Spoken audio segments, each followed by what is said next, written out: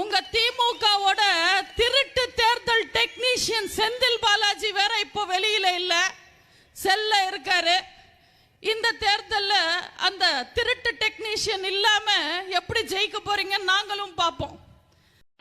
திமுகவோட கூட்டணி இருக்காதுன்னு திரு கமலஹாசன் சொல்வாரா? சொல்லிட்டா போச்சு.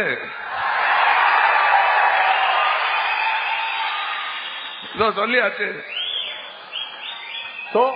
எதிர்வரக்கூடிய தேர்தல்கள்ல திமுகவோடு கூட்டணி கிடையாது மக்கள் நீதி மையத்துக்கு கமலஹாசன் அறிவிப்பு போட்டுங்களேன்.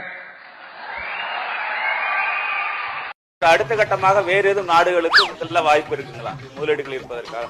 நாடாளுமன்ற தேர்தல் இப்ப நெருங்கி வர்றதுனால அதற்கு பிறகுதான் என்னுடைய பயணங்கள் இருக்கும். எப்படி practice make a man perfect. நாடாளுமன்றத்தில் பிரதமர் உரை நிகழ்த்தி இருக்கிறாரு, பல்வேறு கருத்துக்களை தெரிவிச்சிருக்கிறாரு. அது தொடர்பாக அந்த நிகழ்வுலாம் நீங்க பாத்தீங்களா? பார்த்தேன், படிச்சேன், ரசிச்சேன், சிரிச்சேன். பொதுக்கூட்டத்தில் பேசும்போது நீங்க துண்டு பேப்பர் இல்லாம பேச முடியாது அப்படின்னு பாஜக குற்றம் சாட்டுறாங்க. அதை பத்தி நான் கவலை பண்ணேன். ஏன்னா எதையும் ஆதாரத்தோட சொல்லணும். நடிகர் விஜய் கட்சி ஆரம்பிச்சிருக்காரு, எப்படி பாக்குறீங்க சார்? புது அரசியலுக்கு வந்திருக்காரு. மக்களுக்கு தொண்டாற்ற யார் வந்தாலும் நான் மகிழ்ச்சி அடைவேன். நன்றி, வணக்கம். அடா பாவி, பிள்ளையார் சொல்லிய கூட காப்பி அடிக்கிறான். வணக்கம். இந்த தேர்தலில் நான் போட்டியிடுவதாக இல்லை, என் கட்சியும் எப்படித்தான். ஆனால் இந்த கூட்டணிக்கு எங்களுடைய எல்லா ஒத்துழைப்பும் இருக்கும். இது பதவிக்கான விஷயமே அல்ல, நாட்டுக்கான விஷயம் என்பதனால் நான் எங்கு கை குலுக்க வேண்டுமோ அங்கு கை குலுக்கி இருக்கிறேன்.